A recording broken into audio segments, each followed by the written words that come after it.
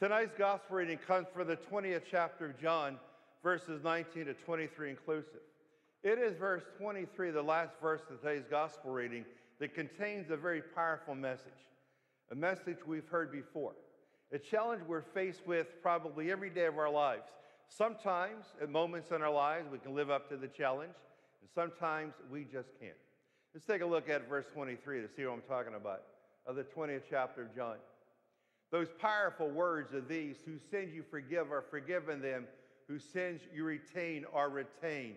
That is powerful. You see, when it comes to forgiving someone that has hurt us, we have two options. You can forgive someone, and the second you say to someone as they say to you, forgive me, and you say to that person, you're forgiven, then a healing begins. The other option is this. If someone hurts you and they come up to you and they say to you, will you forgive me? And if you decide to say, no, I can't forgive you, that means that the perpetrator, the person who hurt you in the first place, they will receive no relief for what they did to you. And probably more important than that is you yourself, the victim of whatever wrongdoing occurred to you, there's never any relief for you. There's no healing if you say to someone else, I can't forgive you. Then that sin, then that pain just continues. You see, there are gradations to the pain of forgiveness. Sometimes it's very easy to forgive someone. If someone walks up to you and says, sorry, I forgot your name, I didn't mean to, well, that's not really that injurious. It's easy to say to someone who forgot your name, well, that's okay, I forgive you, my name is Ken, no problem. But it's more difficult to forgive when someone has cut you deep, when they cut your heart in half. When the injury they occurred against you is one that is not only long-lasting, and it might not be long-lasting in a length of time that it took them to hurt you, but it's long-lasting in your heart. You say to yourself, often when I go to sleep at night, I keep thinking of the injury that person caused me. If they walk up to me, I'll never be able to forgive them because the pain is just so great. We're going to watch a little video here in a moment, and this video is going to show us the relationship between a stepfather and his son. And I want you to pay close attention to what appears to be the very end of the video itself, because the gift of forgiveness occurs at the end. The pain caused by the stepfather will now be healed by the courageous acts of the stepson. Let's watch. 6, 7, and once again, Grandma wins. That was so fun. Hey, actually, Mom, can we play again when Mike gets back? Oh, sweetie, you don't have to call him Mike. You can call him Dad. I'm home. Dad! Hey, kiddo. And look what I brought for you. New clothes. This is just what I wanted. Thanks, Dad. Anything for my daughter. Hey, Dad, did you get anything for me? Dad? Since when do you call me Dad? Anyway, yeah, that's for you.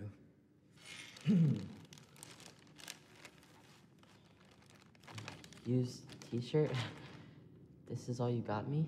Hey, I didn't have to get you anything at all, okay? You should be grateful for whatever I give you. Okay, kids, why don't you take your clothes up to your rooms? Sure. Let's go, Austin.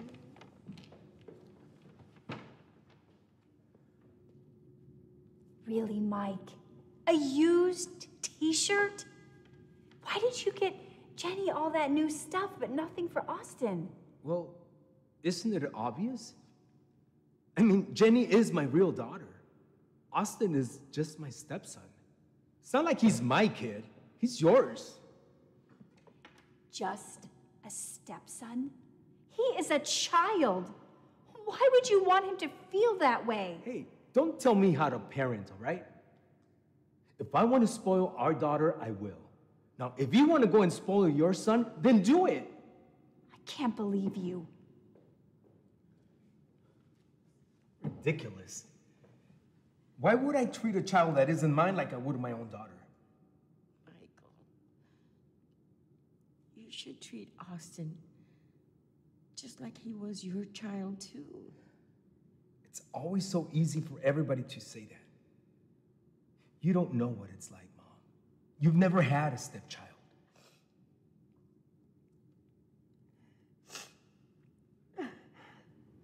Mom?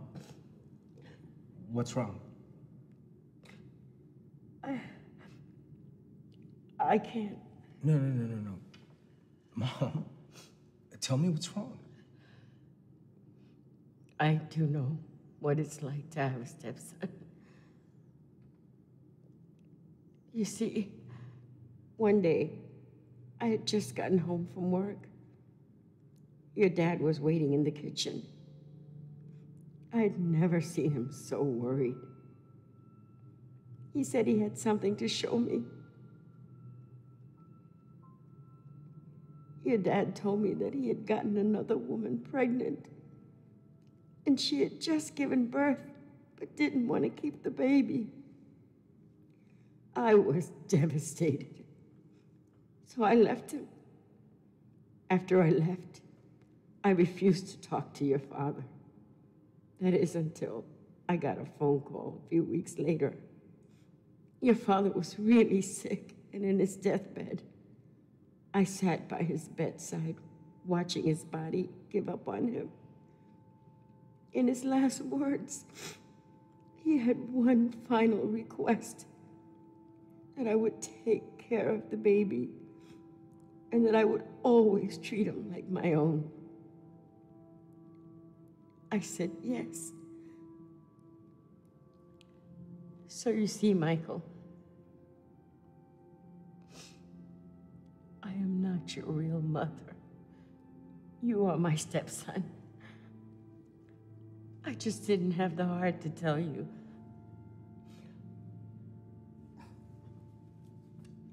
My whole life, I grew up thinking you're my mom.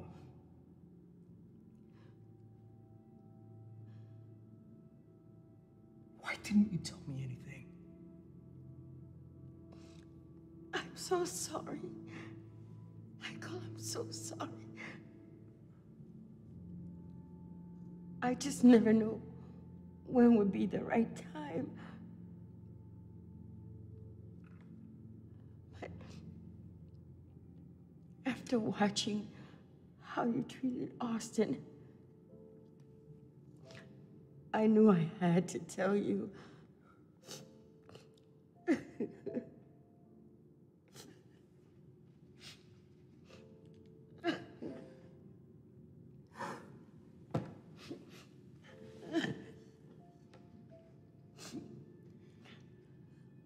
It's okay.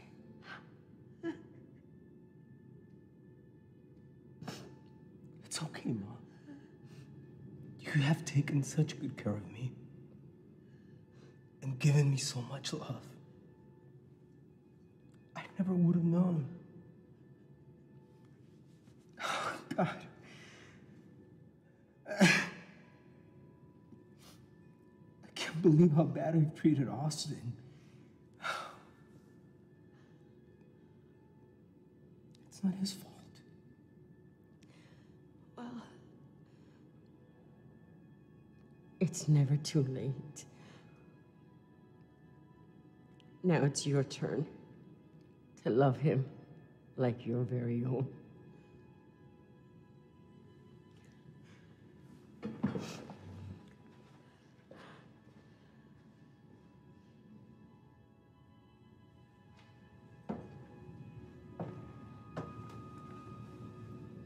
Hey, Austin.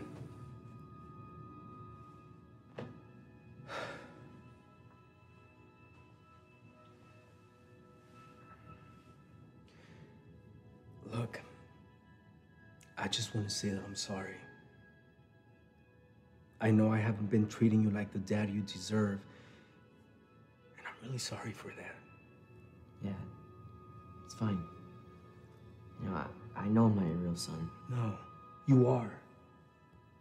And moving forward, I promise to be the best dad I can be to you. Well, what do you say? You forgive me, son? Do you really mean that? Yeah, I forgive you, Dad. Thank you. Now come on, let's go to the mall and get you some new clothes.